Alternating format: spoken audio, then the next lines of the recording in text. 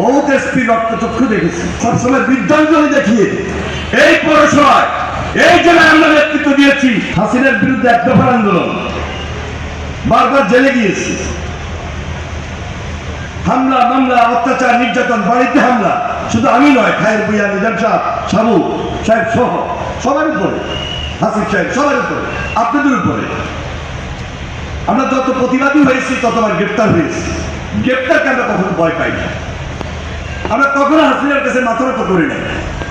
আমার শুধু এই পৌরসভায় না, আমার এই জেলায়, বিশেষ করে চন্দ্রগঞ্জ ইউনিটে অনেক নেতাকর্মী গুমের শিকার, খুনের শিকার, রক্তাক্ত হয়েছে এই পৌরসভা, রক্তে রঞ্জিত করে দিয়েছে।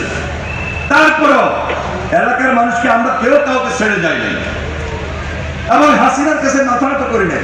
সন্ত্রাস, অত্যাচার, নির্যাতন, বরং বীর দলকে আমরা লক্ষ্মীপুরে চলেছি।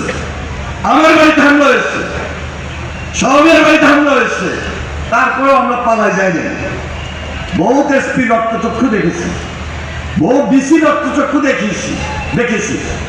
আর তাহের বাড়ি গডফাদারের রক্তচক্ষু তো আমাদের কাছে খুব মামুলি সাধারণ ছিল, কিন্তু সবসময় বিদ্যাঞ্জলি দেখিয়ে এই পৌরসভায় এই জেলায় আমরা নেতৃত্ব দিয়েছি। মাথা নত করে আমরা নেতৃত্ব দিই নাই। এক্সট্রিম মশার কয়েল প্ল্যান্ট ফাইবার দিয়ে তৈরি, ডেঙ্গু, চিকুনগুনিয়া বাহি সহ যে কোনো মশার বিরুদ্ধে দেয় এক্সট্রিম সুরক্ষা।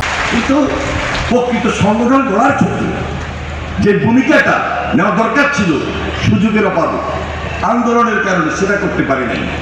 আমাদের ভারপ্রাপ্ত চেয়ারম্যান যারা তারেক রহমান 5 আগস্টের পর যখন তিনি মনে করলেন রাজনীতিতে এবং রাজনীতিবিদদের মধ্যে একটা গুণগত পরিবর্তন প্রয়োজন এবং সাংগঠনিক শক্তি বৃদ্ধি করা দরকার, আগামী যে নির্বাচন, আগামী দিনে যে চ্যালেঞ্জ দেশ গড়া, বাংলাদেশ বিনির্মাণের ক্ষেত্রে আমাদের সবার যে ঐক্যবদ্ধ ভূমিকা প্রয়োজন, সেজন্য তিনি সংগঠনের উপর জোর দিয়েছেন।